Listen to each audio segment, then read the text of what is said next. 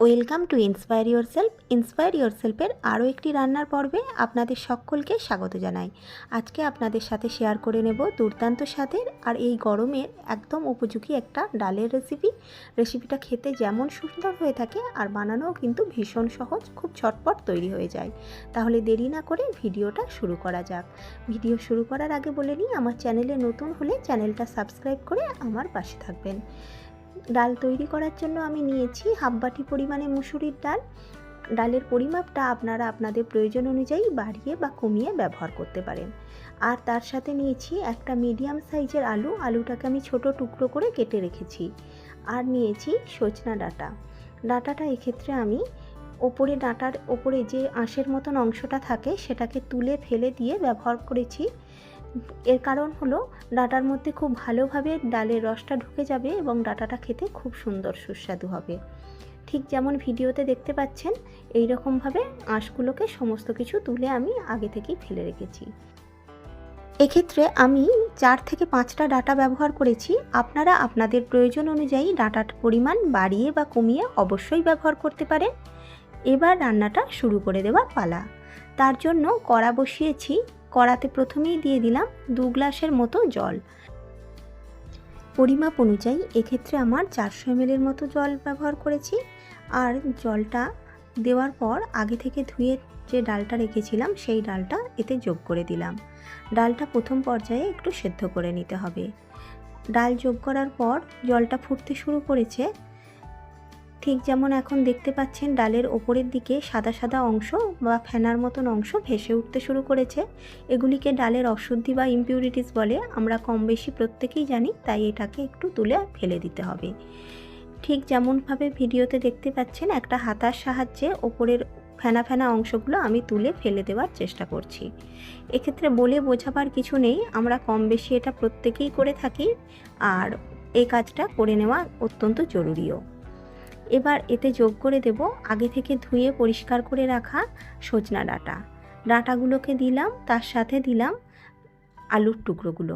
গ্যাসের ফ্লেমটা medium to হাইয়ে দিয়ে স্বাদ অনুযায়ী লবণ দিয়ে এটাকে সেদ্ধ হতে দেব। এই পর্যায়ে আমি মিনিট 10 ঢাকা চাপা দিয়ে রান্না করেছিলাম। গ্যাসের ফ্লেমটা মিডিয়াম করে দিয়ে 10 মিনিটের জন্য ডাল আর ডাঁটা সমস্ত কিছু সেদ্ধ করতে দিয়েছিলাম। এখন দেখে বুঝতে পারছেন ডালের কালারটাও চেঞ্জ হয়ে গেছে আর আলু আর ডাঁটাও সম্পূর্ণরূপে সেদ্ধ হয়ে গেছে।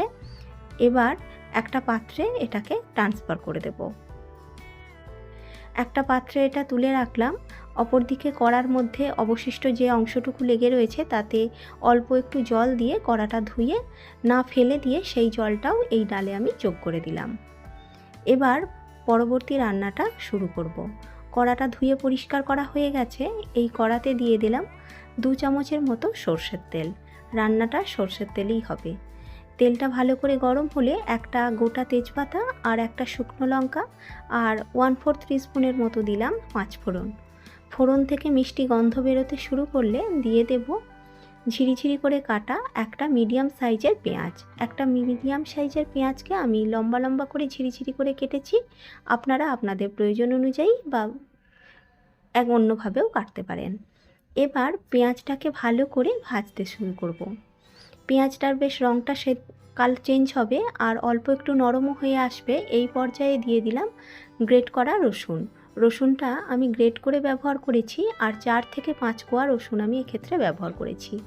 তার সাথে দিলাম 1/2 টিস্পুনের মতন আদা বাটা আর দিলাম 1/2 টিস্পুনের মতন জিরে গুঁড়ো আর আদা বাটা এই রান্নাতে একটা অসম্ভব ভালো ফ্লেভার অ্যাড করে, তাই অবশ্যই এই দুটো মশলা দেওয়ার চেষ্টা করবেন। দিয়ে দিলাম পর্যাপ্ত পরিমাণে হলুদের গুঁড়ো।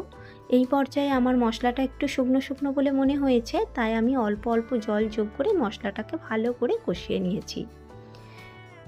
মশলাটা ভালো করে কষানো হয়ে গেলে বোঝা যাবে যে তেল ছেড়ে এসেছে। ঠিক যেমন এখন দেখতে পাচ্ছেন মশলার চারিধারে তেল ছেড়ে এসেছে। এই পর্যায়ে যোগ করে দেব আগে থেকে সেদ্ধ করে রাখা ডাল, আলু আর ডাঁটাটা। এবারে সমস্ত কিছুকে ভালো করে মিশিয়ে নেওয়ার পালা। একবার ভালো করে মিশিয়ে নিয়ে ডালের যতটা জল চাইছেন সেই পরিমাণ জল যোগ করে দিতে হবে। আমি আরও 1 কাপের মতন জল যোগ করলাম।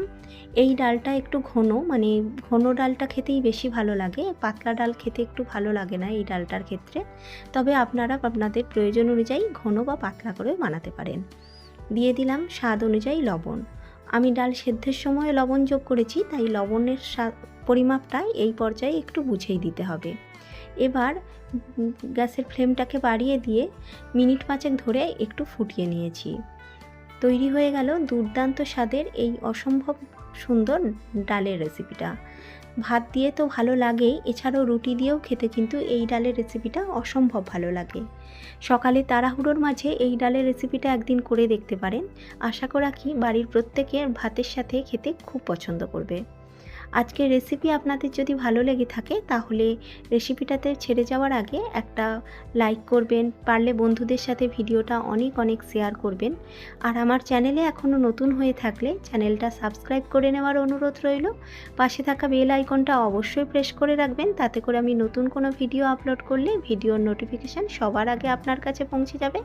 দেখা হবে খুব তাড়াতাড়ি। ধন্যবাদ।